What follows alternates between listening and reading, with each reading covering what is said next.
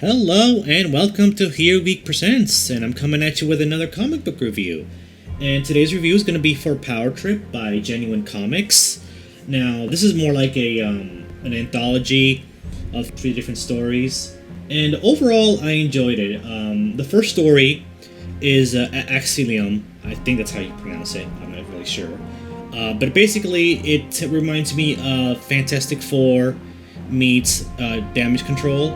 Damage Control was a short-lived comic from Marvel about this kind of company, this group of people who cleaned up after supervillains and superheroes fought. Like, they would just clean up all the debris and all the mess made from, like, say the Avengers or Spider-Man or whatnot, right? So I thought that was pretty cool. Some of the characters were really interesting. This was one character called Rewind that had a particularly interesting power. He can rewind time in a specific area, but only if all life forms in that area are dead. So that was pretty cool. The character designs are pretty awesome, and the art was decent. I did not, however, enjoy the second story, Mandela, at all, to be honest. I thought the main character is just kind of this insufferable, selfish jerk who seems to be obsessed with sex. In fact, all of the characters in this one seem to be obsessed with just sex in general. This one was just really gross and just too adult for my taste. Not only that, but the writing was the weakest and the art was really, really bad. Between the unselfish, unlikable, gross, sex-obsessed main character, the terrible art, and the terrible writing, I kind of hated this one. Mandevil is gross and vulgar. He's a jerk. He's kind of a man whore. I don't know how else to put it.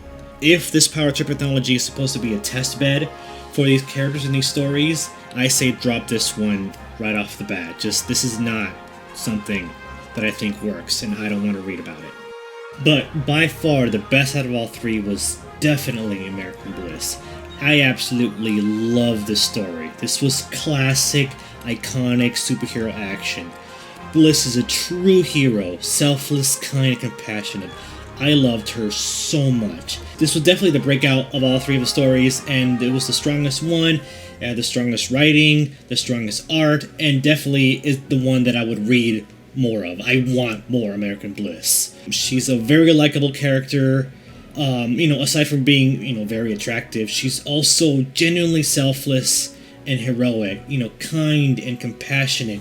She's a real hero. The art was top-notch, the pacing, the paneling, it was dynamic, it was really well drawn.